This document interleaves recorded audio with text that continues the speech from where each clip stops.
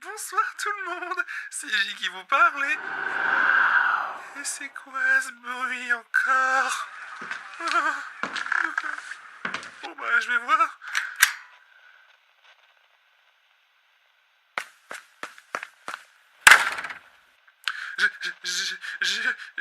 Je vais faire comme si je n'avais pas vu une bande de fantômes réunis en cercle autour de ma caravane. Bonsoir tout le monde, c'est J qui vous parle et vous écoutez Radio Résistance. Et je pense qu'il va falloir que j'impromise une petite pause musicale anticipée aujourd'hui. Parce que oui, ce n'est pas un prank. Nous ne sommes pas en 2016 sur YouTube. Ma maison est vraiment entourée, non pas de clowns tueurs, mais d'une bande de détraqueurs aux yeux rouges. Enfin, c'est sûrement pas des détraqueurs, mais ça y ressemble. Mais du coup, il y a un truc que je me demande. Est-ce que J.K. Rowling a vraiment tout inventé? Ou est-ce que c'était juste une sorcière sous couverture? Si c'est le cas, bordel, c'est au niveau des mensonges d'un tour opérateur lors d'un voyage en Égypte. Je veux ma bière au beurre, et en tant que requin de service, moi aussi je veux une romance avec Emma Watson, merde. Mais je m'égare. Je vais ouvrir quelques bouquins pour voir s'il n'y a pas moyen de comprendre ce qui se passe. On se met donc une petite pause musicale avant d'enchaîner avec la fameuse rubrique que vous attendez tous. Mais comment on lui casse la gueule? Avec pour aujourd'hui une représentation en direct. Et en attendant, voici Te revoir de l'Itakira. Oui, j'ai pris le premier vinyle qui m'est tombé sous la main et je vous emmerde. On va mettre Te revoir, vu que ça colle bien à la situation. Allez, adieu!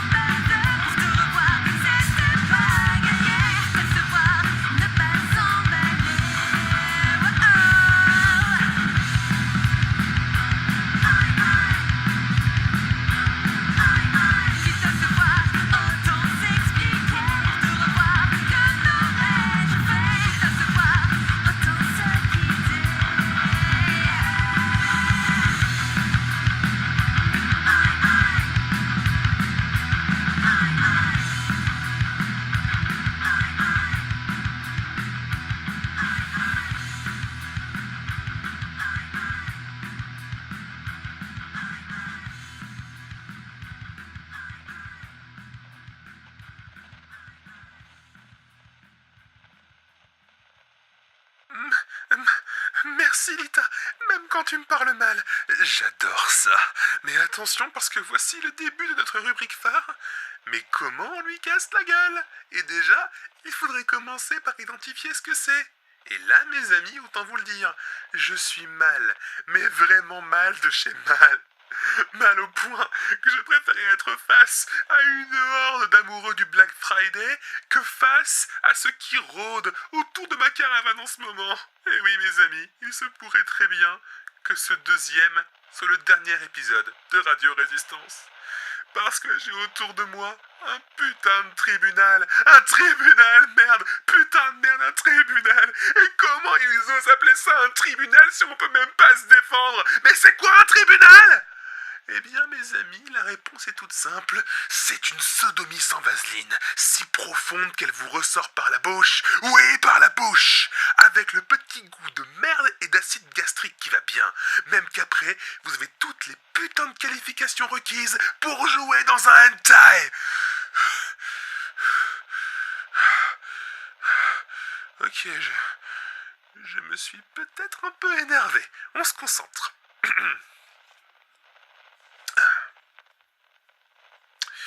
Un tribunal, c'est une assemblée de fantômes qu'on appelle juges. Apparemment, leur délire, c'est de repérer les âmes remplies de remords et de les sonder pour décider si oui ou non leurs âmes méritent le pardon. Et si ce n'est pas le cas, de les boire à la paille comme une bouteille de cherry cola.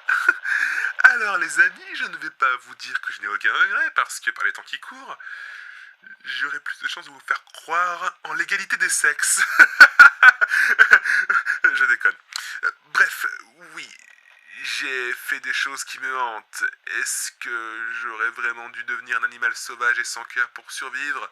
Est-ce que je devrais insulter le sacrifice de ceux qui ont tout donné pour que je survive? Parfois sans aucune raison logique, en me laissant mourir dans cette radio, en parlant à Dieu sait qui. Tout ça parce que je suis le pire inadapté à cette putain de fin du monde que la Terre ait jamais portée. Est-ce que j'aurais vraiment dû buter ma copine? Je veux dire, est-ce que ça aurait pas été mieux si elle m'avait tué? C'est pas comme si ça aurait changé quoi que ce soit de toute façon. Est-ce que ça vaut vraiment la peine que l'espèce humaine survive? Je veux dire, les zombies pollueront sûrement moins que nous et...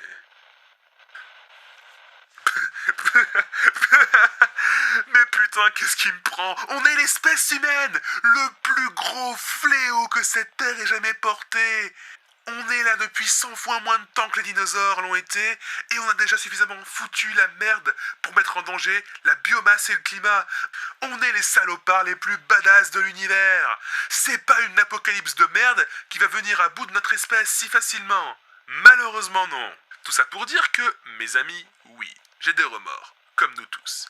Mais vu qu'il me serait pénible que notre petit rendez-vous galant ne prenne fin si vite, je vais faire en sorte de rester fort et d'envoyer chier cette morale judéo-chrétienne dans laquelle mon sens moral a été forgé. Plus facile à dire qu'à faire, tu me diras. Avec cette attitude, forcément! Bon, où ils en sont? Oh bordel à foutre de saloperie de merde, ils s'approchent. D'après ce que j'ai compris, il faut pour vaincre un tribunal utiliser un sort de conjuration très puissant. Chose que je n'ai pas, mais alors pas du tout. Enfin, il se peut que je possède les pouvoirs magiques latents nécessaires à cela, comme a priori toute la population qui ne s'est pas transformée en dévoreur. Mais de là à les utiliser... Oui, parce que j'ai découvert autre chose entre-temps, mes amis. Les dévoreurs ne sont pas devenus ce qu'ils sont devenus à cause d'un virus, mais à cause de leur incapacité totale à assimiler la surcharge de magie à laquelle le monde a été soumis. Donc, si vous êtes encore en vie, félicitations!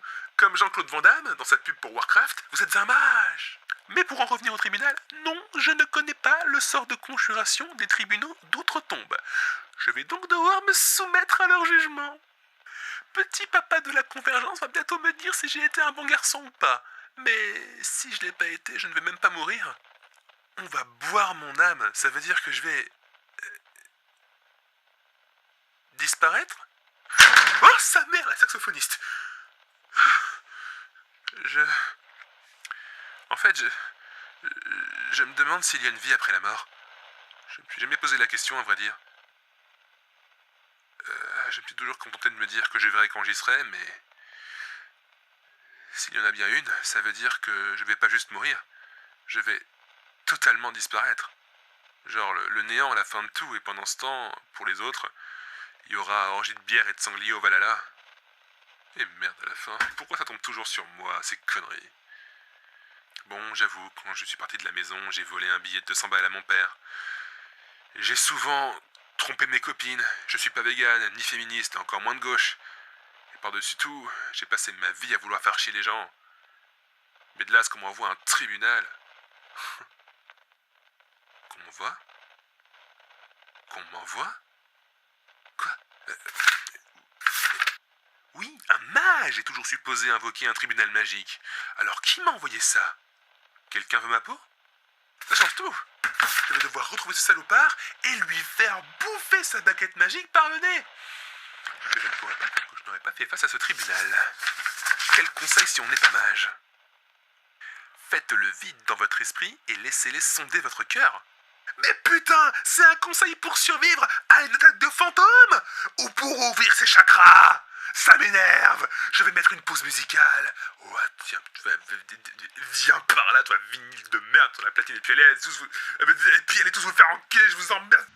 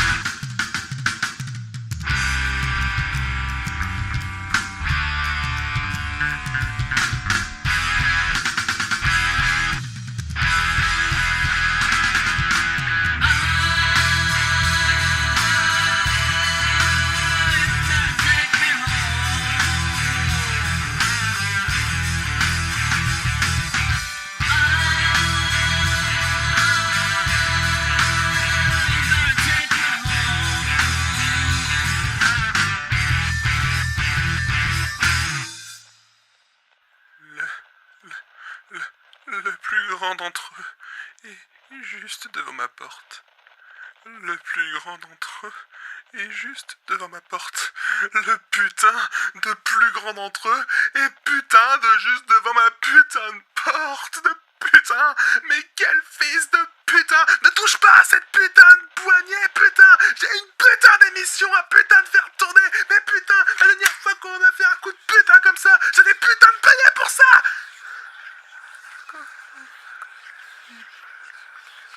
Il fait un peu froid d'un coup. Bon. Bonjour. Désolé pour mon pétage de plomb tout à l'heure. J'ai été très con. Je le pensais pas. Vraiment. Bon, j'imagine que c'est l'heure. Adieu, mes chers auditeurs.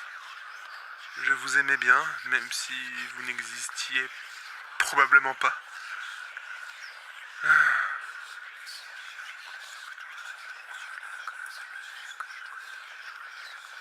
Mesdames et messieurs, désolé pour l'audiodescription, mais il me fixe à travers son capuchon, je ne vois pas son visage et rien ne se passe. Bon alors, vous parlez, je parle, qui fait quoi? Ta vie vaut plus que ce que l'on nous a dit, mortel. Nous t'acquittons. Nous en allons sans t'emporter. Adieu.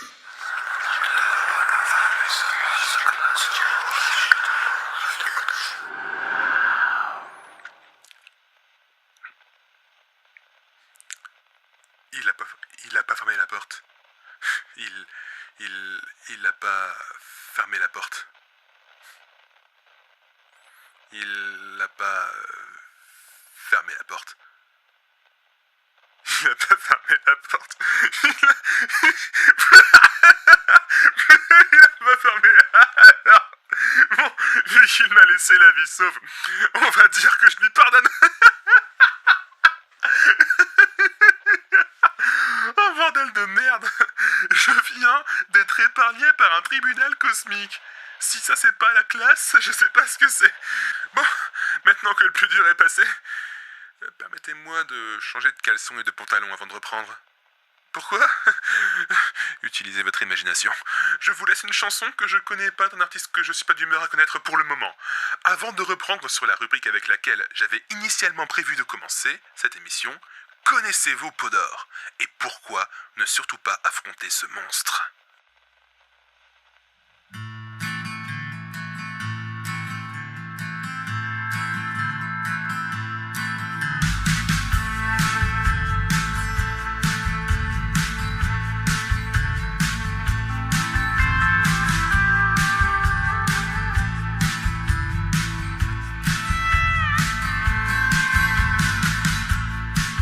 In the backwaters beyond fables and years,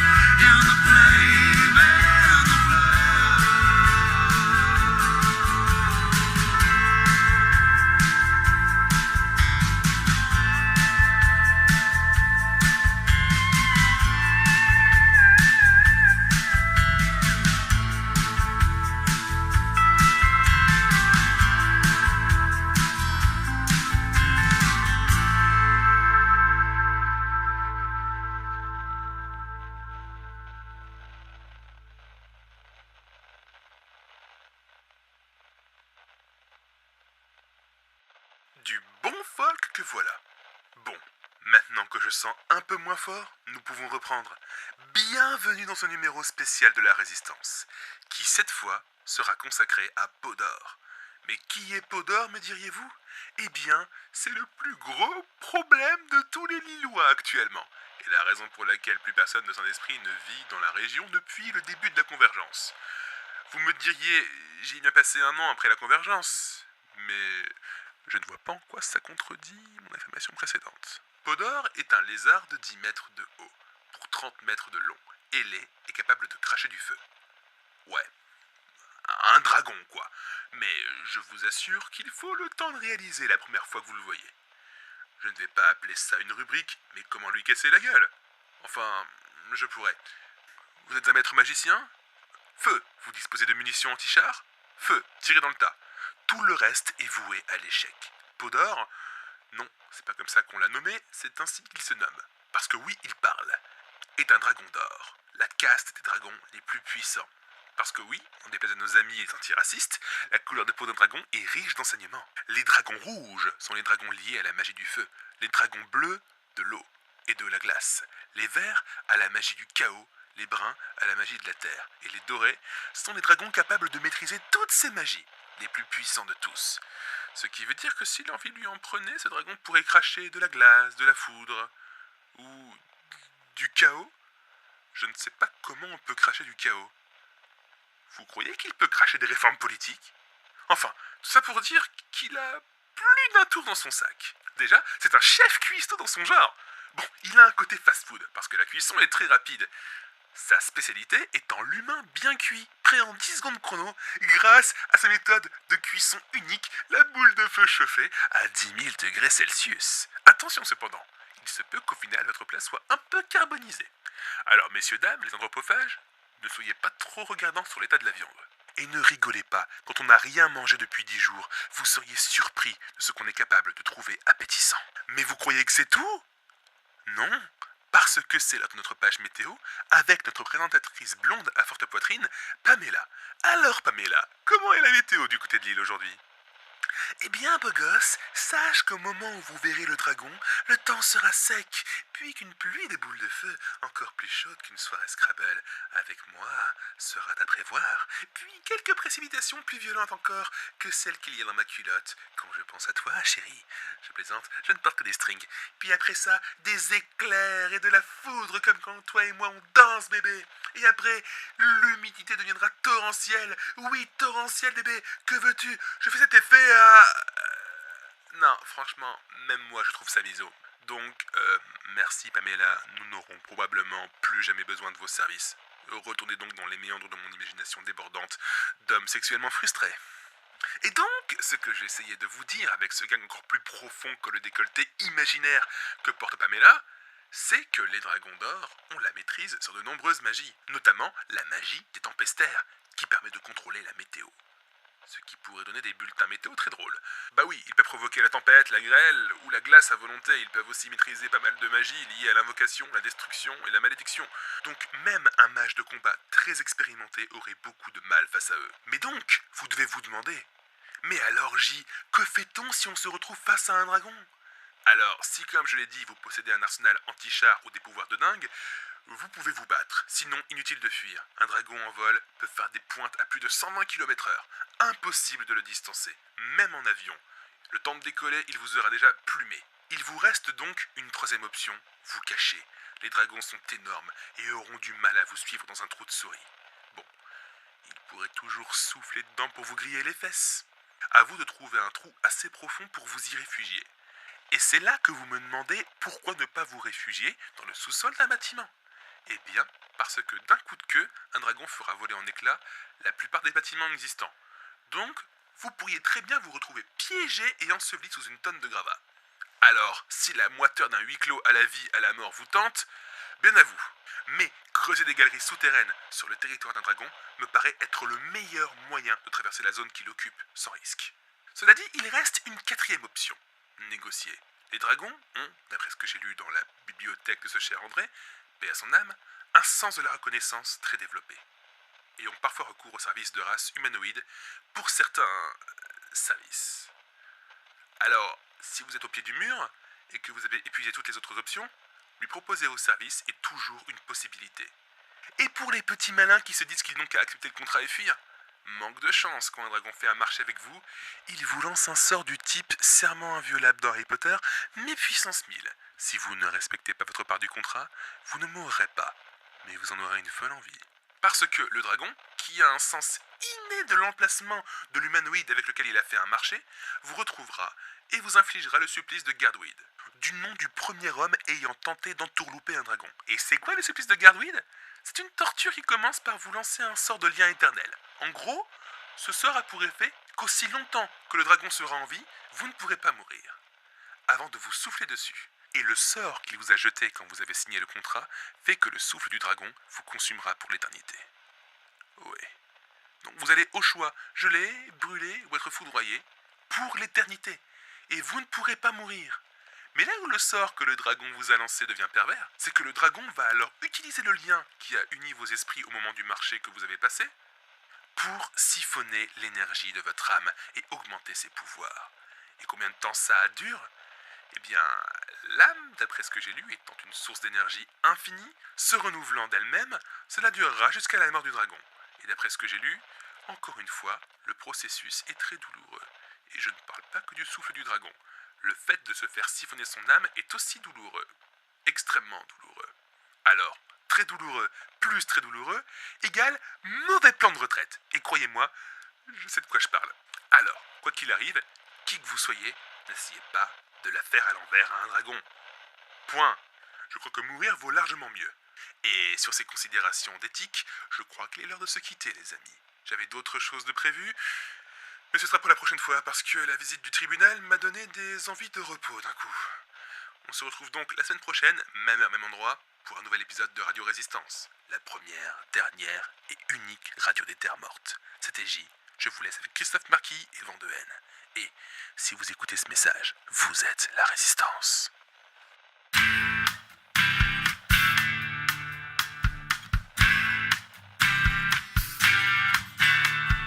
Assis sur le bord de la route, mes warnings en signaux détresse, assailli par une foule de doutes, un chien paumé, perdu sans laisse.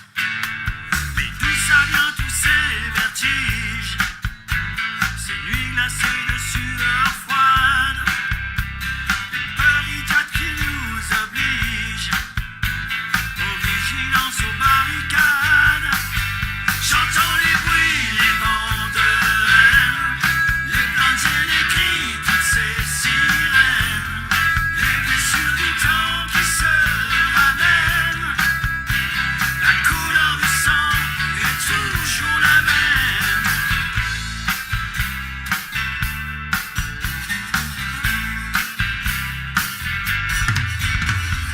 Assis sur le bord de ma vie, pour voir les jours, les nuits qui s'amoncellent, voir ce monde tourner comme une toupie, se mettre à l'abri des bombes qui harcèlent.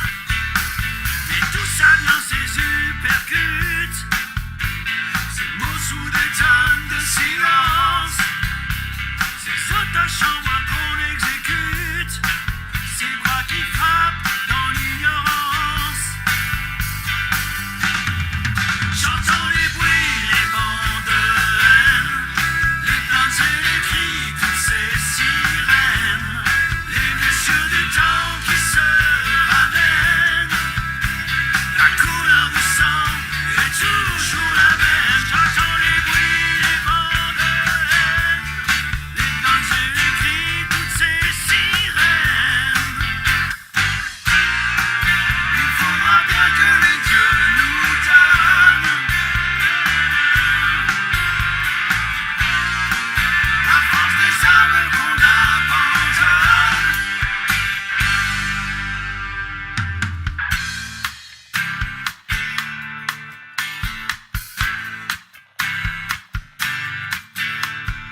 Assis sur le bord de mes nuits, témoin silencieux qu'un